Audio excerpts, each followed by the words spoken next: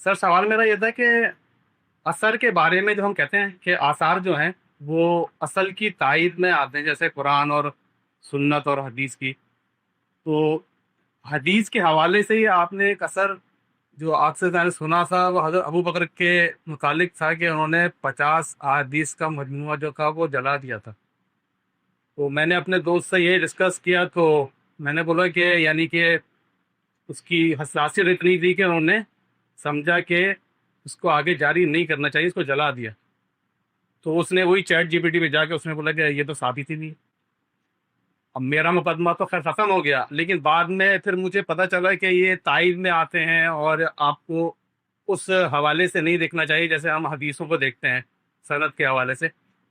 تو سر مجھے پھر یہ لگا کہ اس میں جو حساسیت ہے کہ انہوں نے مجموعہ جلا دیا، اگر یہ نہ ہوتا، صرف یہ کہتے تھے کہ صحابہ کا جو رویہ تھا وہ یہ تھا کہ حساسیت پہ مبنی تھا اور انہوں نے کم سے کم حدیثیں بیان کری، لیکن جب سے یہ اثر بیان کر دیا کہ انہوں نے جلا دیا تو اس کی نوعیت اتنی شدید ہو جاتی ہے کہ اس سے یہ لگتا ہے کہ اگر میں مثال کے طور پر بولوں کہ مجھے بخاری پہ اعتماد نہیں ہے اور میں نے جلا دیا تو لوگ مجھے جلا دیں گے.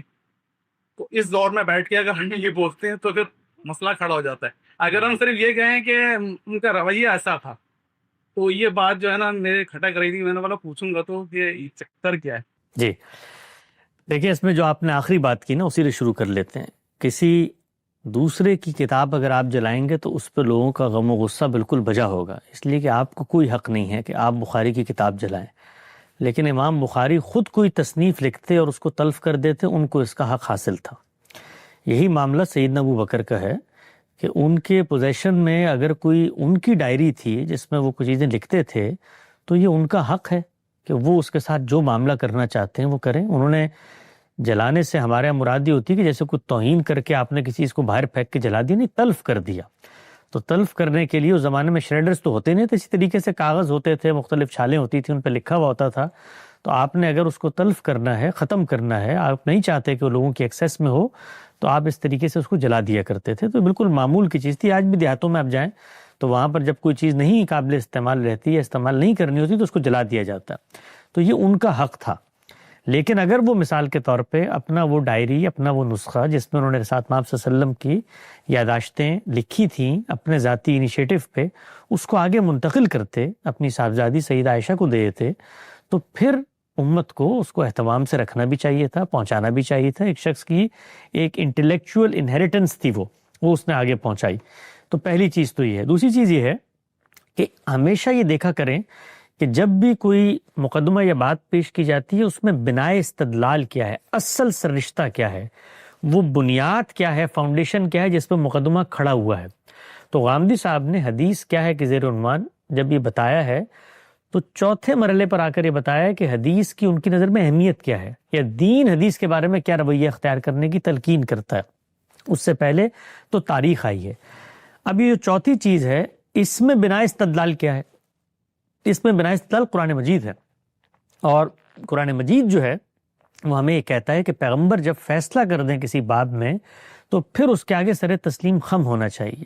تو ہم قرآن کے امتثال امر میں حدیث جب ہمارے سامنے آتی ہے اور ہم پر یہ بات واضح ہو جاتی ہے بطور انسان کے کہ یہ پیغمبر صلی اللہ علیہ وسلم ہی کی بات تھی، واضح ہو جاتی ہے ظن غالب کی بنیاد پہ، اور ہم یہ بھی سمجھ لیتے ہیں کہ یہ جو اصل ہدایت قرآن مجید میں موجود ہے یہ اسی کی شرح و وضاحت ہے، یہ اسی کے لسانی عقلی مزبرات ہیں، اس کو رسول اللہ نے کھول دیا ہے.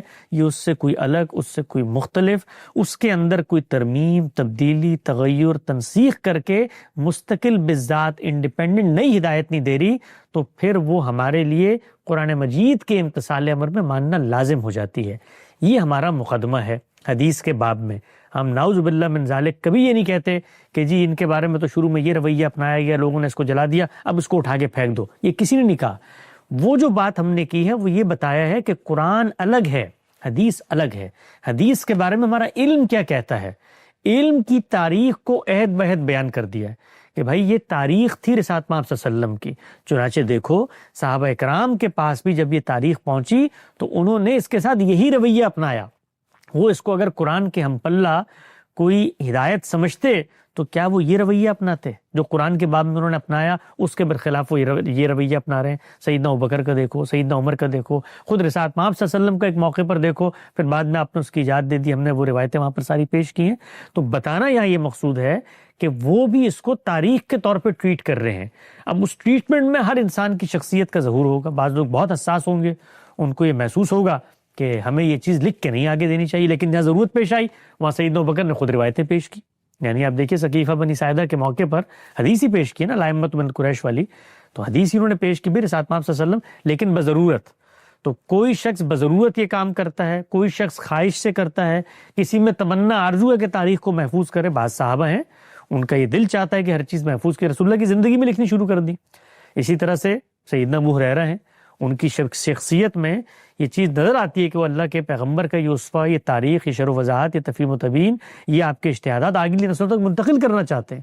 پھر ہر انسان کی ڈائنامکس مختلف ہے، کن میں اٹھتا بیٹھتا ہے، طبیعت رجحان کیا ہے، دعوت تذکیر ہے، علم و تحقیق ہے، سیاست و خلافت ہے، کیا ہے۔ تو جیسے ہی مسلمانوں کا انٹریکشن نئی اقوام سے ہوا، ان میں زیادہ فطری ارج تھی پیغمبر کے بارے میں جاننے کی۔ چنانچہ آپ یہ دیکھیے جو پورا ماوراء النہر ہے، سمرقند ہے، بخارا ہے، یہاں پر بڑے لوگ پیدا ہوئے جنہوں نے اس علم کو بام عروج تک پہنچا دیا، کیونکہ وہاں ضرورت موجود تھی۔ ہر شخص جاننا چاہتا تھا، کیونکہ انہوں نے عربوں کی طرح براہ راست پیغمبر کو یا سینہ بسینہ روایتیں نہیں سنی تھی۔ تو اس زاویے سے ان چیزوں کو دیکھیں۔ سیدنا ابوبکر نے جو فیصلہ کیا وہ ان کا اجتہادی فیصلہ تھا، دین نے ان کو کہیں پابند نہیں کیا تھا۔ آخری چیز جو آپ نے پوچھی کہ یہ جو اثر ہے یہ تو ثابت ہی نہیں ہے، تو آثار کے بارے میں چیز پیش نظر رکھیں کہ ہمارا علم جو معیارات حدیث کے باب میں بیان کرتا ہے، راویوں کے بارے میں اور کنٹینٹ کے بارے میں، وہ معیار آثار کے بارے میں اصلاً نہیں پایا جاتا۔ یعنی وہاں پر تو آپ بہت اسٹرکٹ طریقے سے ایک پوری سائنس ڈیولپ کر دی گئی ہے جس کے تحت آپ حدیث کو پرکھتے ہیں، اس میں راوی کی ثقافت، اس کی عدالت، اس کا حفظ و اتقان، سلسلہ سند کا اتصال، یہ سب چیزیں زیر بحث آتی ہیں۔ آثار کے اندر اس چیز کا اس درجے اہتمام نہیں ہوا۔ وہاں بھی مل جاتے ہیں آپ کو، اس پر بھی لوگوں نے بڑی تحقیقات کی ہوئی ہیں، آثار کے اوپر بھی احکام لگائے ہوئے ہیں، لیکن وہاں فیصلہ کن جگہ پر آپ نہیں جاتے، اس لیے کہ جرح و تعدیل کا وہ پیمانہ اور وہ معیار تاریخ میں برقرار رکھنا کم و بیش ناممکن ہے۔ یعنی ساتھ مآب صلی اللہ علیہ وسلم کی حد تک بھی یہ کام کرنا ایک تاریخی طور پر معجزہ ہے۔ دنیا کی تاریخ میں کبھی دنیا کی پوری تاریخ میں کسی تاریخی ذخیرے کے ساتھ یہ معاملہ نہیں ہوا جو حدیث کے ساتھ ہوا ہے، کہ اس کو بیان کرنے والوں کی اس درجہ پروفائلنگ کی جائے اور پوری کی پوری ایک جرح و تعدیل کی سائنس ڈیولپ کی گئی۔ اس کے اطلاق میں آپ اختلاف کر سکتے ہیں، لیکن کرائٹیریا اور سائنس ڈیولپ کی گئی۔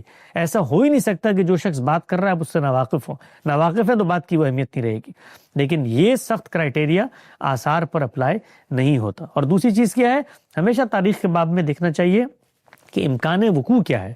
یعنی اگر یہ معاملہ اس طرح سے نہیں ہوا تو سوال پیدا ہوتا ہے نا، خلیفۃ المسلمین تھے، ان کے قرآن کے نسخے اگر ہیں تو حدیث کے نسخے ان کے انہوں نے مرتب کیے تھے تو کہاں ہیں ابھی، کیوں منتقل نہیں ہوا آگے؟ تو یہ چیز مطابقت احوال بھی ہے کہ جو بات کہی جا رہی ہے خارج میں بھی اسی طرح کا معاملہ پایا جاتا ہے۔